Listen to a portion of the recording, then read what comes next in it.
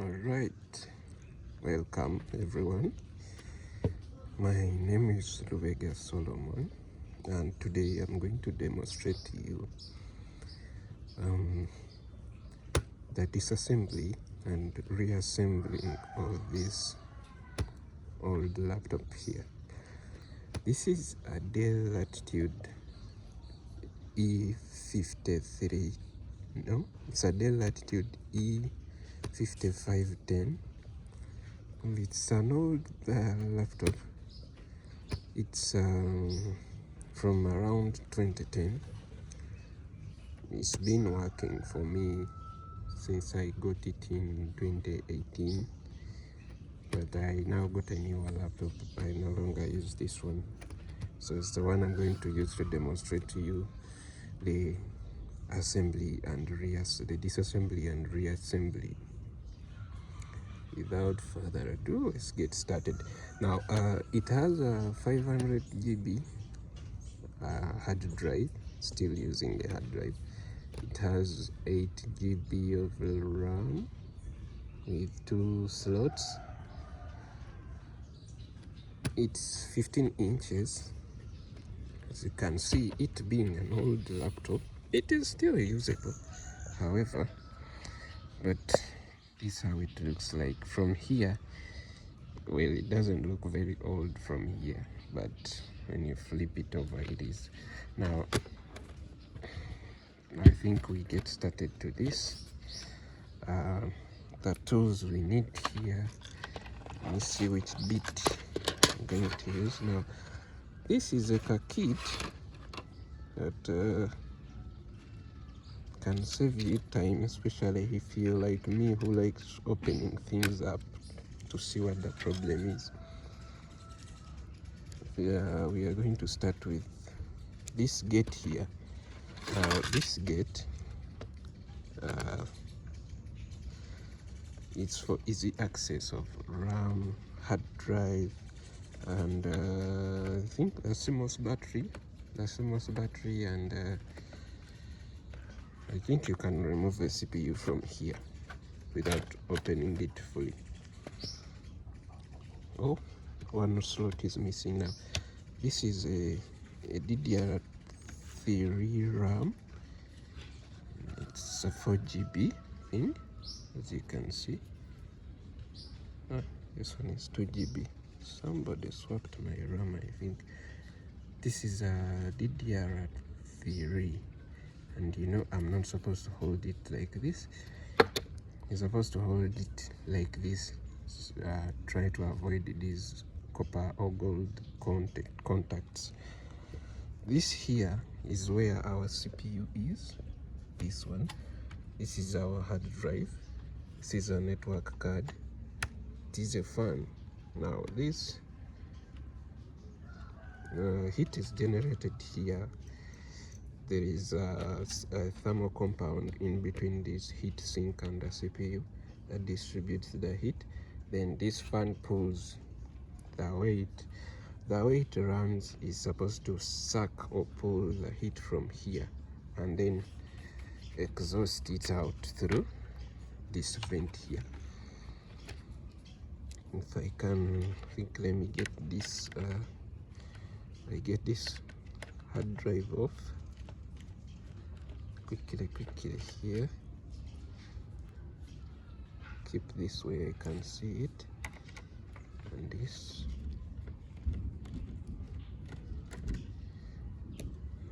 And then there's a provided string here supposed to pull. And this is our Toshiba hard drive.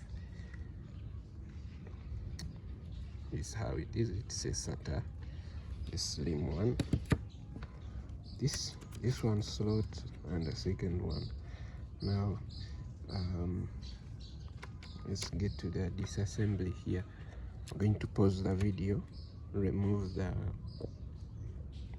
all, and then come back. Actually, before I go into the assembly or the remove of the back panel, let me first remove the keyboard here for you, because this is accessible from here by this. Remove this, I'll have access to a screw. There's a screw here and another one here. These are the ones that hold the keyboard in place here. Let me just remove those quickly.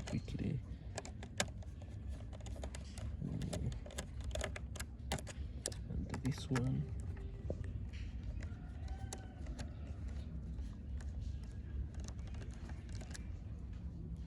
Yeah. One hand operating, one hand recording. So if the footage is shaky,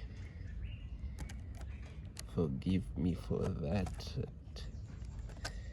I'm actually not supposed to do it that way, but that's how I can remove this. But if a technician, yeah, this is our keyboard as it is removed. Down here are the contacts. I blocked off these because these you can see a tape there.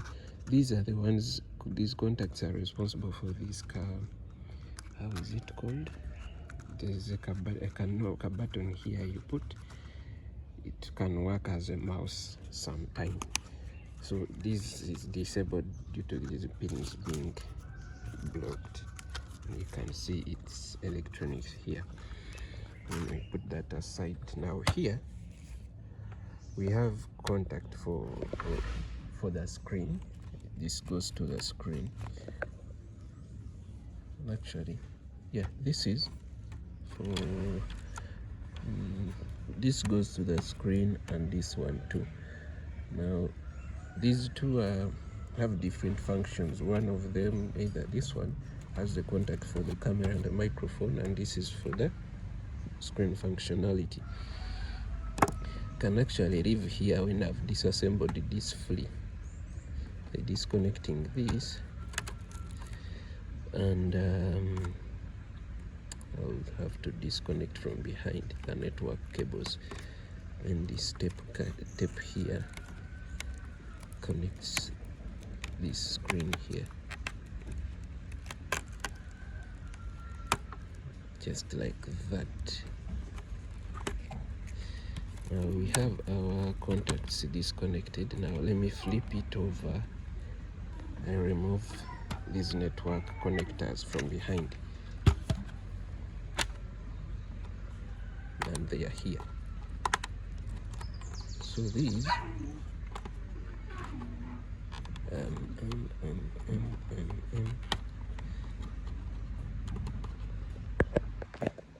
we have removed all our cables as we're supposed to remove them, and these ones too. So what I'm going to do here is to flip this. Actually, I can leave it like this, and remove this screw here. This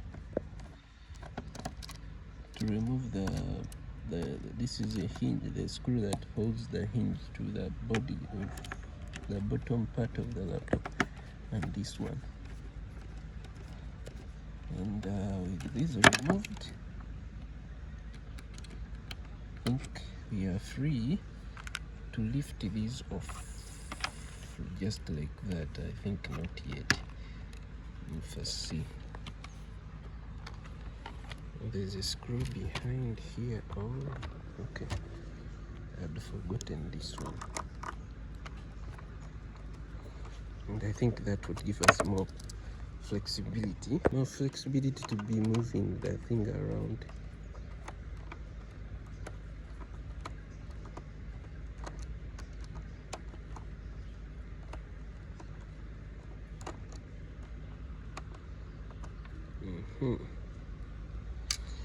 Okay.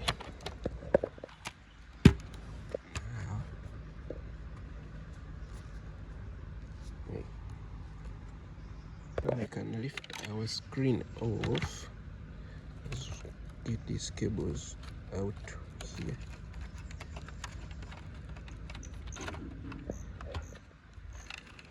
See.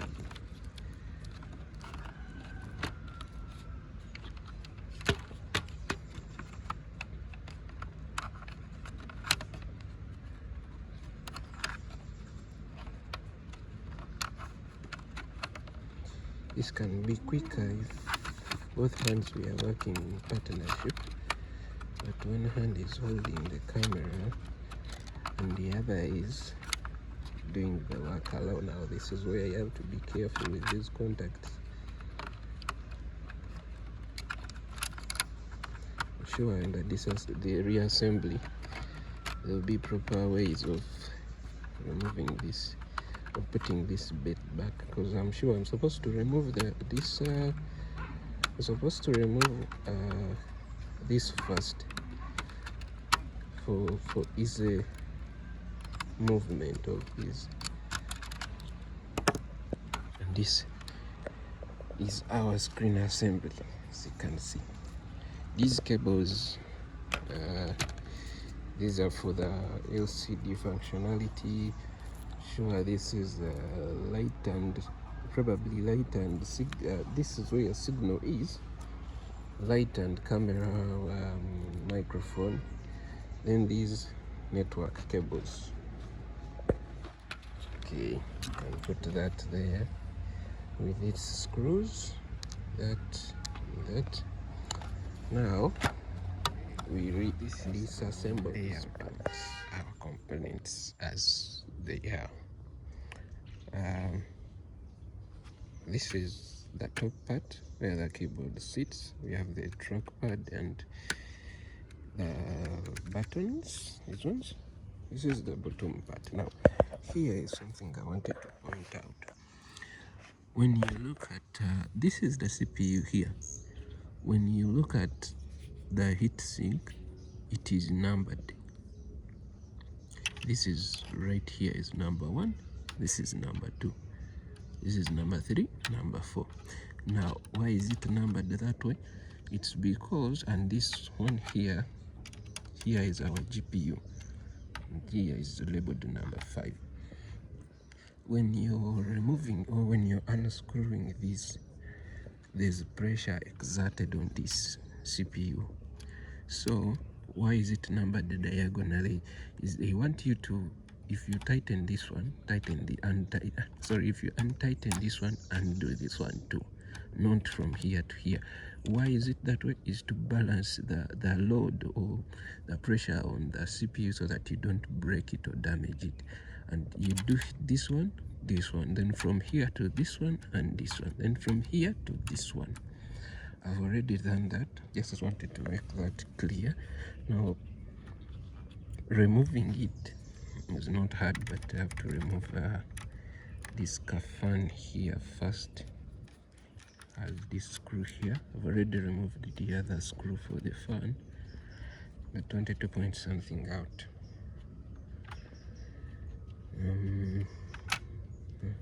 Just be with that one. And then our fan, we can remove it. Then remove and the connector here. I know it's not supposed to do what I'm doing, but this is our fan. I'll rest it there, and then we lift off our heat sink. Now this is what they call a thermal paste.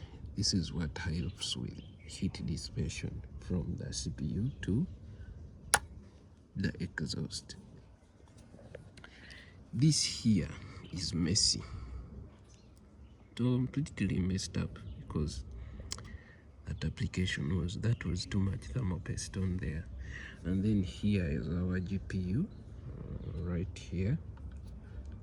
Also the heat sink. Sorry, the thermal paste was a little bit too much, but I'm going to clean that up, no worries. I think from there, let me work on removing this motherboard from the case. I've removed the screws. Now what is left is to remove the I/O. This here is our bottom part of the laptop. Now here is our CPU. Our motherboard. As you can see, This is our CPU. This is a card reader. This is a connection for the hard drive. This is for the CD-ROM. This is for the network card. This one here is for a docking station. Now these old laptops, I don't know about the newer ones, not all of them have these, but you could connect external components like the graphics card if you have a docking station that supports that, an external battery, other accessories like because those dock stations used to have more expansion slots like the VGA, the HDMI, audio out, things like that. Now, with that being said, we first get some tools to remove this extra thermal compound, and then we reassemble it. Here, with removing this thermal paste, or others call it a heat compound, you're supposed to be gentle with the CPU because of those compounds or components surrounding the CPU. They are very, very delicate. You damage one, you've damaged the CPU. But I'm using a tissue because I don't have those. Oh, I think I have Q-tips, so I'm going to pick those quickly here. But then I'm going to use some isopropyl alcohol to remove that residue of that. Same thing of here with the GPU. This is like a small GPU. It's around 120 MBs. This is the what they call the embedded or integrated graphics. If I can zoom in here for you to read those details on that chip. See, that's a serial whatever those values mean, God knows.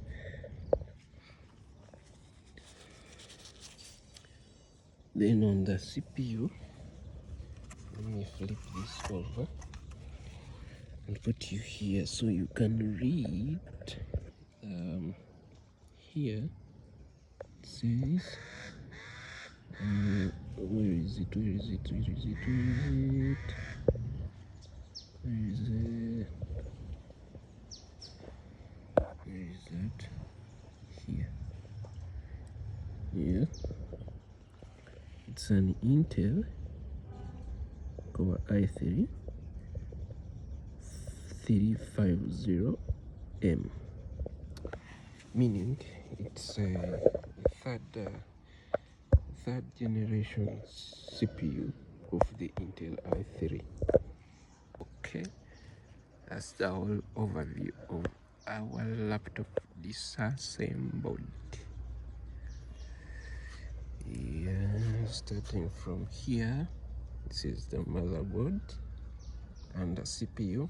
Have not removed the CPU from its socket. Then we come here.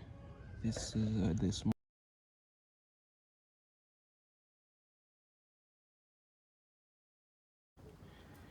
Sorry for the changing the image quality, but the camera I was using has decided to die. But as I was saying, this is the motherboard here, with this being the GPU, CPU, RAM slot, hard drive slot. This one here is a CD-ROM slot connector, battery, dock station. Then here is our top plastic cover of the keyboard area, and the speaker has some buttons and what. And this is the bottom. This connector here is where our VGA, Ethernet. This is telephone something. The technology for that is. Then from there, there's I have the battery, the access door, and the CD-ROM itself, the screen and the fan, then the keyboard, the heat sink, and our thermal paste we're going to use to apply after. Now I'm going to pause the video, reassemble these things, and then come back. For reassembly, I've put back the screen, and it doesn't have so many connectors here, so I'm going to put these screws back to where they bring so that they can hold the screen and its hinges in position as I work around other connecting other connectors and the screen to its the PC to its normal assembly.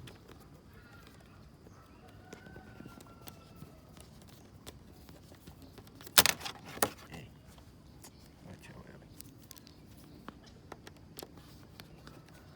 Okay, now to put back our cables, this one connects right here.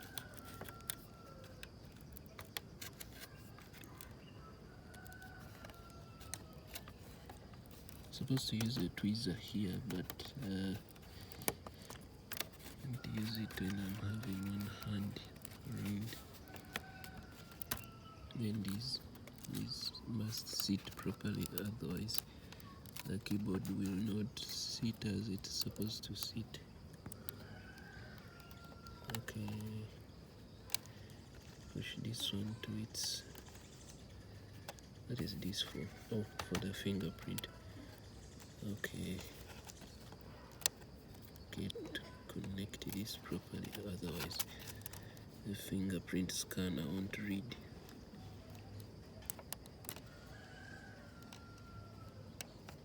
And then you secure it, I don't think. And then this one also sit it.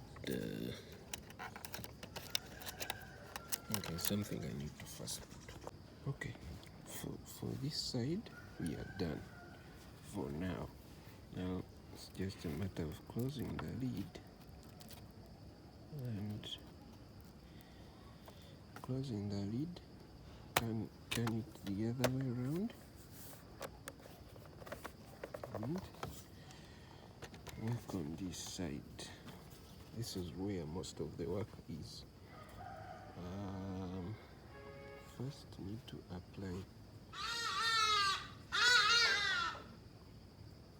apply thermal paste here. Small amount. Spread it properly so that we don't get the mess we got last time. And okay, here. Oh, must not clean yet. I haven't cleaned this one properly. Need to clean it, remove any fingerprint left behind, and make it shiny as possible. I think that's enough. But take a little.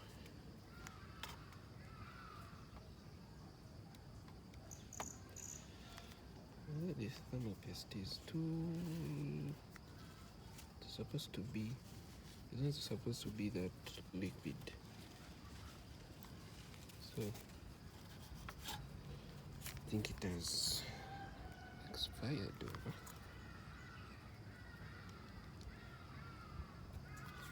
And then a little on this one too. Same thing here. There was a thermal pad. Call it a thermal pad. But because it's an old machine, due to too much opening and disassemble and assembly has lost it. That thermopad lost it. Okay, I've sprayed our thermopaste as it should be. Now it's time to put our heat sink, just like that. Let's put it here like this, and then gently sit it down to make sure it is seated. Now, like I said earlier, we go in the order of the numbers here. Like this is 1. I make 2 not to cause so much problem.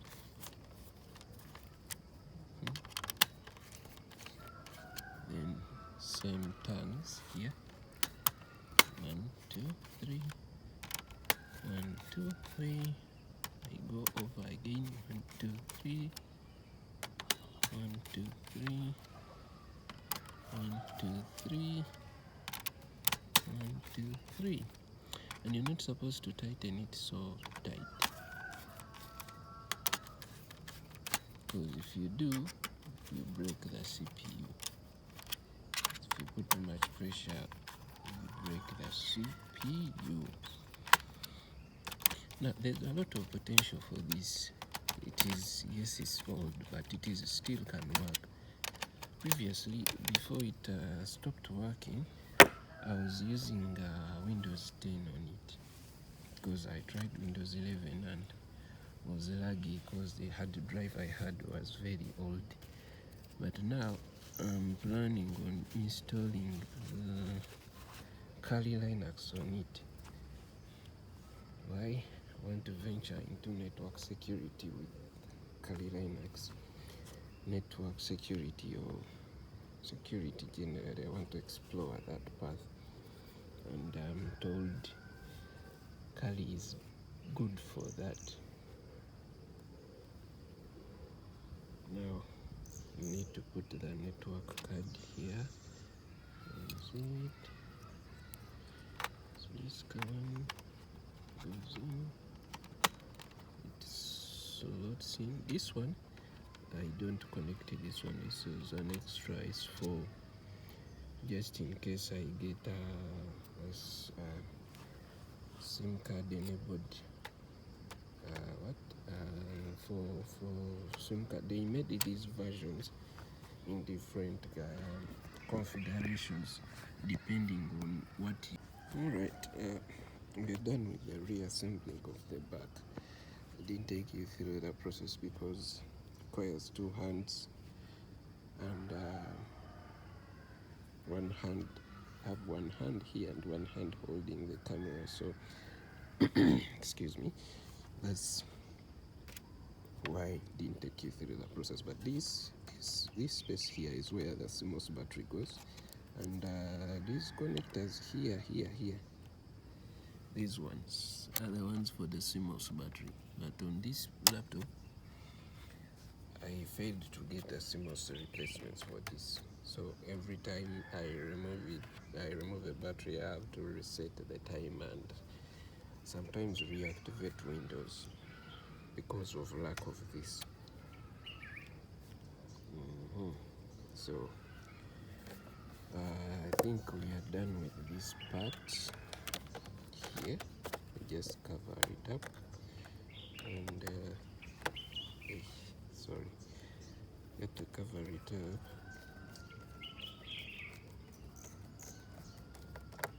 and turn to the other side of to put the keyboard and put the lid back.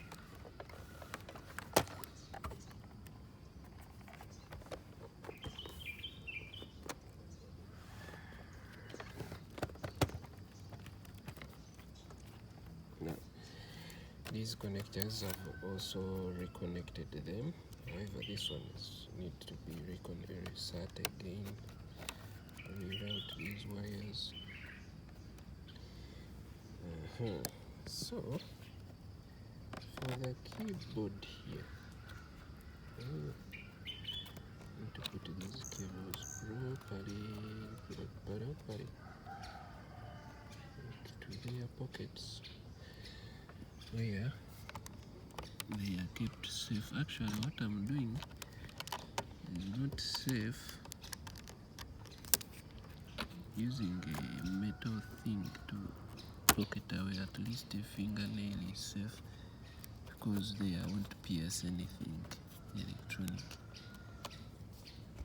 Okay, that put in place, good enough. Our keyboard doesn't have a flex cable. It connects, it attaches properly. Just slide it in and push it down a little bit and slide it in, just like this. Make sure it is seated, then slide it down, align it with the holes. Then we bring our screws,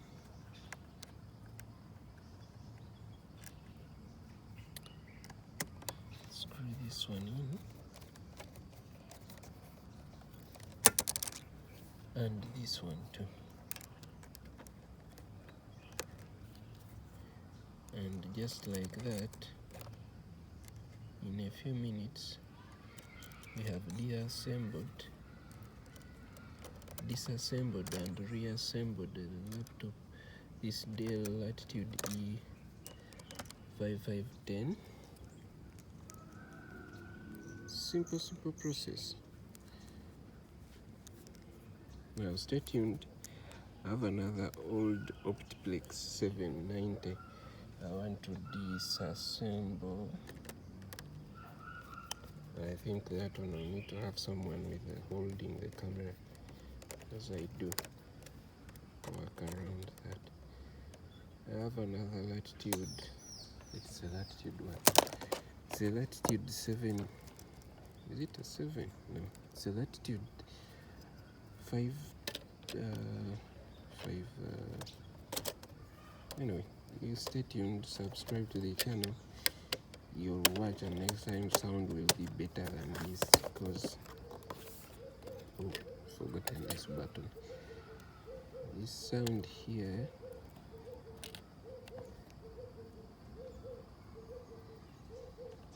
this button wants to play with me. Swaggy.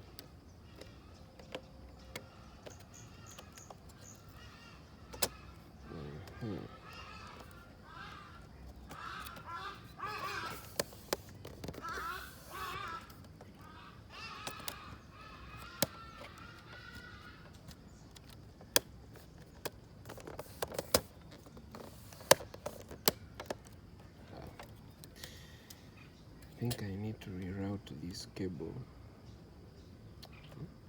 Reroute it from here and make it go under here. I think that's a problem. That's a mistake I made. This cable is not supposed to be here. That's why this thing is not closed. Okay, that's it for now. Thank you for watching. Remain Rubega Solomon, doing BIT at Victoria University, and this is part of the IT program. This module is called Computer Maintenance and Repair.